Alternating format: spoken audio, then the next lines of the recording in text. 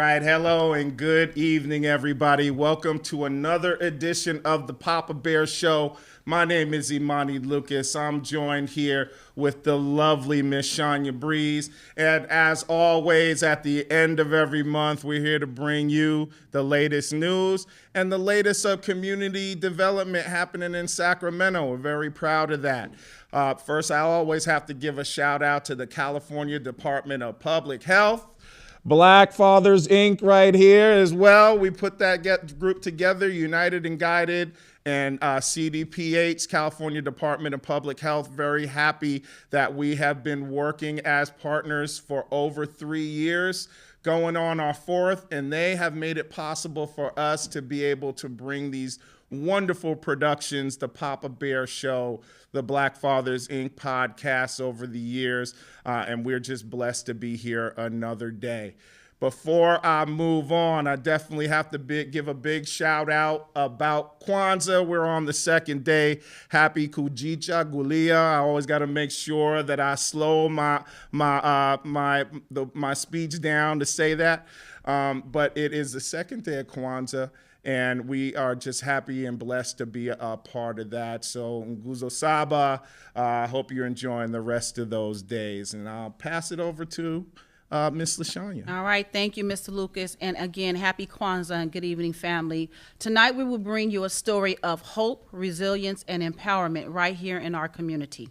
Absolutely, Ms. Breeze. La Familia Counseling Center is set to break ground next year, promising to be a beacon of hope and opportunities for thousands in South Sacramento. That is absolutely correct. Led by Ms. Rachel Rios, a trailblazer in California's juvenile justice system, La Familia has been on a mission to uplift our community's most vulnerable. Yes.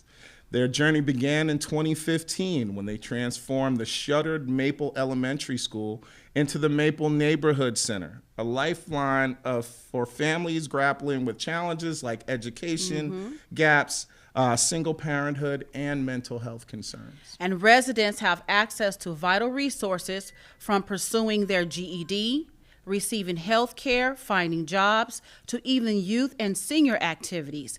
And let's not forget the child care services that have been a game changer for many of the families. Absolutely. But La Familia didn't stop there. Recognizing that the need for specialized training in fields like healthcare and the green economy, Rios envisioned an expansion. And guess what? They secured a whopping $2 million grant to acquire new property right across the street from the Maple Neighborhood Center. Now talk about vision, and it's not just about jobs and training. In these trying times with climate-related events and healthcare crisis looming large, La Familia is stepping up to be a community resiliency hub. That's right. Before the pandemic, they recognized that the community needed more than just employment resources. The Maple Neighborhood Center transformed into a testing site, a vaccination hub, and a food distribution center during the pandemic. And the support just keeps pouring in, some from the California Department of Food and Agriculture to the Department of Housing, Urban Development. La Familia has secured a whopping $11 million on the $16 million needed to establish their Community Opportunity Center. Yes, and it's truly inspiring, LaShanya. And for our African American and Latino audience, especially those insured under Medi-Cal, who are uninsured or underinsured, this center promises a better future for all of y'all. From emergency housing to broadband access and backup power during crises, La Familia is ensuring that our community stays connected and supported. Talk about wraparound services, Imani. And the Opportunity Center expected to open by early 2025. The future looks promising for South Sacramento. This isn't just a building, it's a testament to what we can achieve when we come together as a community. That's right. Well said, Breeze. As we look forward to the groundbreaking next year, let's remember that hope is alive and well in South Sacramento, thanks to the visionaries like Rachel Rios and the incredible team at La Familia. All right. And in other news, tensions rise as dozens of healthcare workers take a stand at the Sutter Center for Psychiatry. Approximately 150 workers at this psychiatric hospital mounted a one-day strike this week, drawing attention to critical issues surrounding their working conditions and patient care. These dedicated workers, affiliated with the National Union of Healthcare Workers, have been pushing for better pay and improved patient care. Their goal, to ensure Sutter's 73-bed facility on Folsom Boulevard can attract and retain quality caregivers. Yes, yes. Cesar Morondes, a licensed clinical social worker at the hospital, expressed their concern, stating, "It seems like Sutter only cares about money, even if it means losing good caregivers and failing its own patients." Strong words indeed, Imani. The National Union Healthcare Workers complaints that the National Labor Relations Board, alleging that Sutter withheld raises and used unfair bargaining tactics against their workers. And that's something. And it's not just about the wages. A union survey revealed alarming statistics, with about 80% of respondents reporting frequent understaffing and 58% witnessing unsafe situations due to inadequate staffing. This situation escalated further when Sutter decided to bar some workers from returning for 2 days after the strike. This move has left many, including Elk Grove resident Wesley Moore Jr., feeling targeted and undervalued. Yes, and Wesley Moore Jr., he's a patient care support specialist.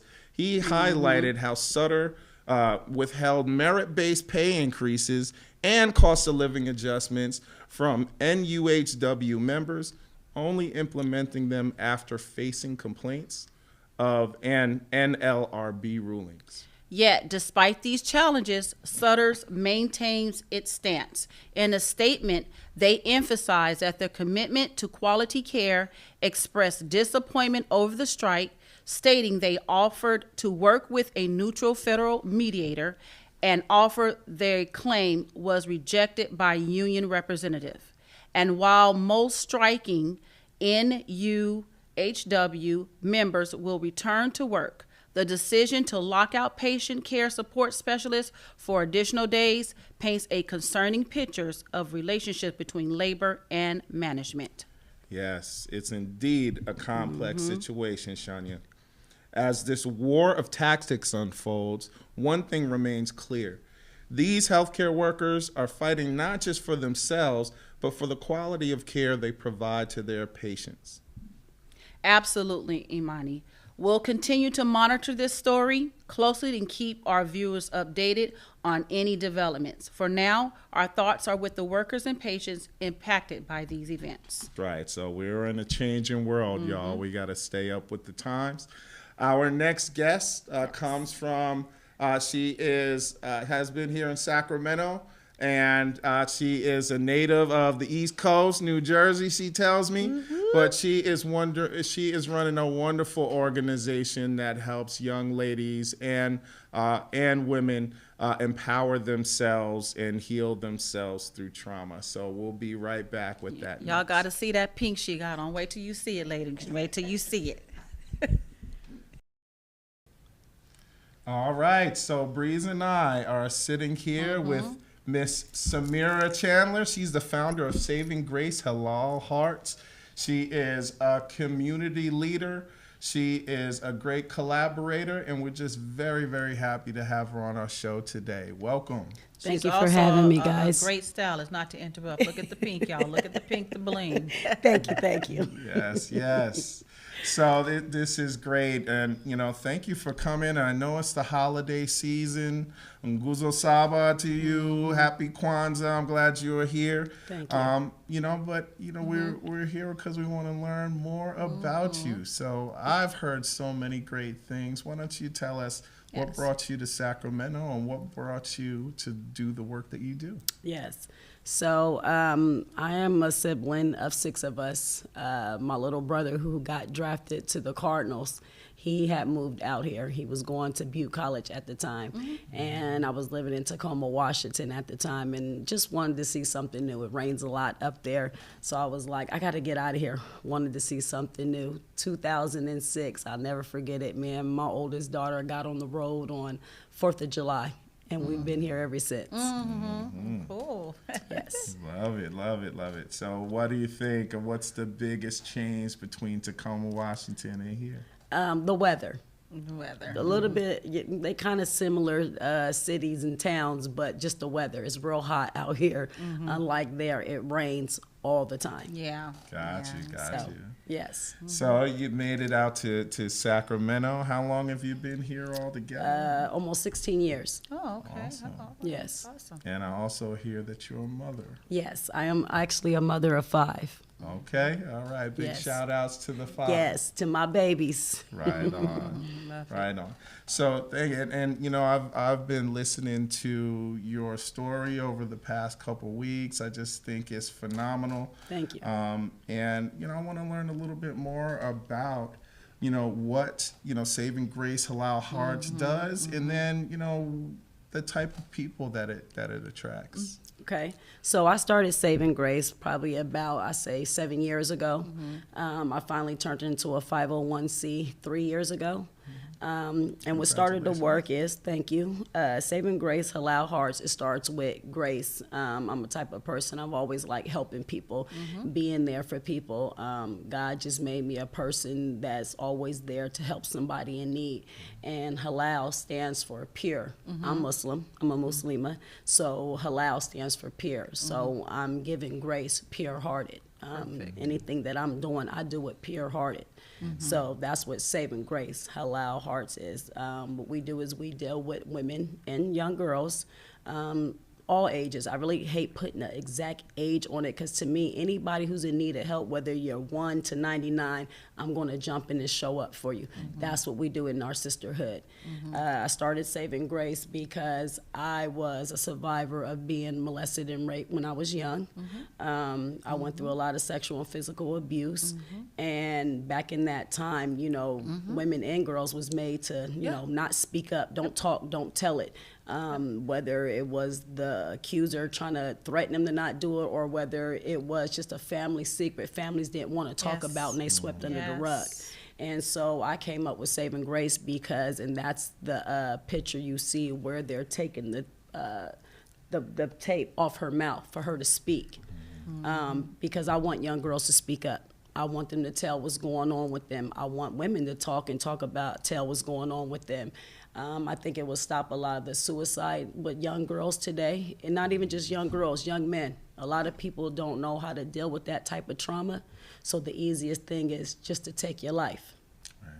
So we started Thursday classes for women and young girls. It's called the Sister Healing Circle, and I call it Breaking the Silence. I call it Breaking the Silence because that's what we're here to do.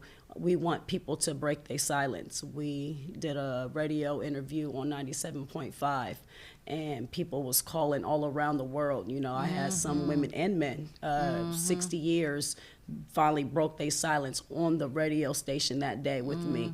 And it was just such a beautiful moment. I couldn't stop crying because I couldn't believe how much my testimony and story touched somebody. And that's the thing, a lot of people don't know how their story can save somebody else. You know, you just got to have the courage to get out there, say it, stand on faith, and go for it. You breaking down those generational curses. Absolutely. And Yes. and building positive. That's a Yes. good, that's a very good thing. And you're so right about, we'll go back to, you know, when we are victims, Yes. molested, Yes. and abused, Yes. and we can be at the family function, and we're told to stay away from the predator. Exactly. But he's mingling. It's horrible. It is. Right, and so you deal with that. Again, we struggle with that mental health, but the Absolutely. fact that you have that platform for individuals to outpour and say their truth, just talking to somebody, it's like a balloon. Yes. So it's talking to someone and deflating, you're good. Yes. So I really appreciate that, Thank sis. you, I Queen. really do. Thank really you. appreciate that. And it's very Yes. honorable that you have a safe space Yes. for these young ladies to come and air out some of that. Yes. You know, and I can only imagine what it's like to have to worry about, you know, predators in your own family structure Yes. and things like that.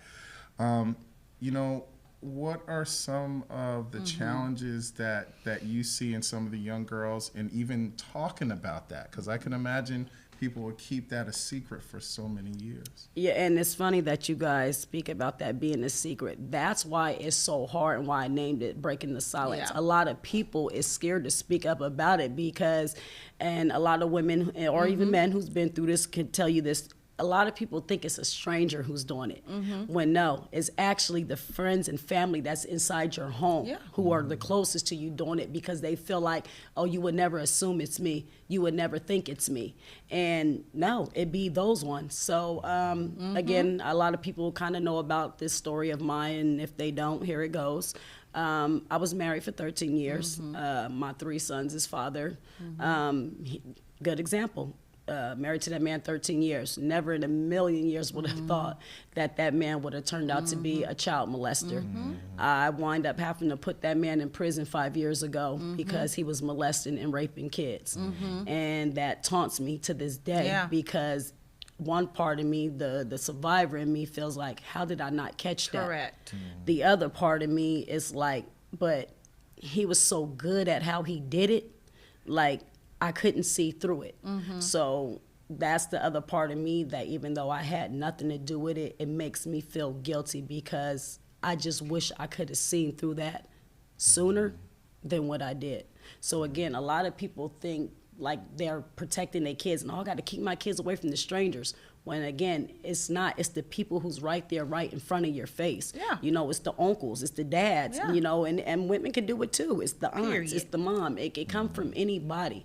I was molested from women and men. So again, nobody's off hands. And one of the biggest things, my struggles, is being a mom. You know, I'm a single mom of so many kids, and I ain't gonna lie, a lot of people say, you're a hovering mom, and they could call it what they want. I am, but my life experience made me the way I am. I don't trust everybody with my kids. I'm not allowing everybody to be with my kids. You know what I'm saying? I need to know you, and that's why I teach my kids to speak up and Good. talk Good. and tell. And I noticed that I even had to learn this back then. You know, our parents, we teach us, you tell me, but I learned something from another advocate. She said, sometimes we put that fear in our kids that you tell me if somebody's touching you because I'm going to kill them, I'm going to hurt them. You tell mommy. That sometimes even that way may be the wrong way because now we're putting fear into them.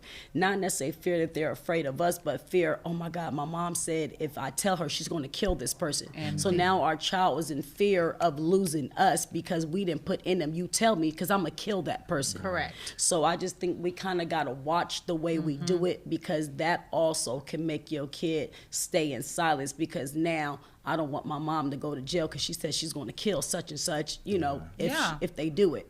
So it's just more about how we communicate and, you know, how we speak into our kids, and, you know, and showing up for them and listening to our kids. Back in my day, it was kids don't have a voice, don't talk, don't tell, sit down, stay in a child's place. And it's funny, I laugh about that story. I learned something in motherhood with, you know, ignoring your kids. Quick, funny story. My daughter, my oldest daughter, I'll never forget it. She was 6 years old, and she was trying to tell me somebody was outside stealing my car. And I'm getting ready for work, and she's steadily telling me, she's like, Mom, there's a man out there stealing your car. She's looking out the window, watching him do everything. And I'm like, girl, he ain't stealing your car. I'm steadily ignoring her, and I'm steadily getting ready for work. And she's like, all right, Mom. He drove off, and still not listening to her. Get to go outside. Now I'm like looking like, why does my car look like this? Because they stole my car, but they put a car that looks exactly like mine in my parking spot. So for a minute, I'm thinking that's my car. So make a long story short, she wasn't lying to me. She watched the man steal my car. And if I would have just took the time for 2 minutes to sit and listen to my daughter, I could have stopped that man from stealing my car.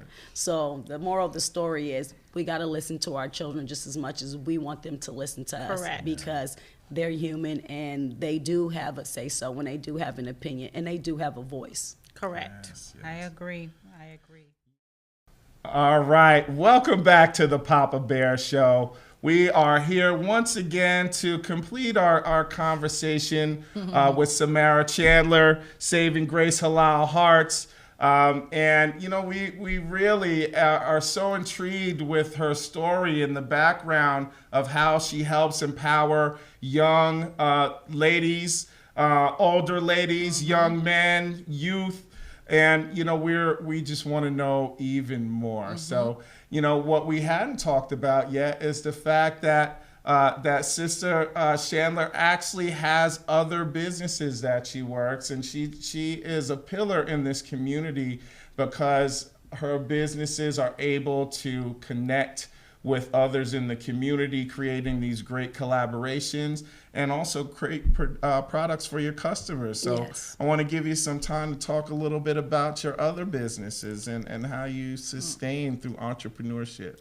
So I have a few businesses. I have Central Sense, which is my candle company. I actually have that grand opening next month, January 20th at 9 a.m. So I'm asking everyone to come out, please. It's at 3517 Marconi Avenue, Suite H. And what we do there, kind of like some people do the paint and, you know, sip and paint. I like to call mine to sip and melt. Yeah. You could come there. I teach you how to make your own candle. Oh, yeah. You pick your own fragrance, your label, or even if you don't want to do that, I got candles that's already made there.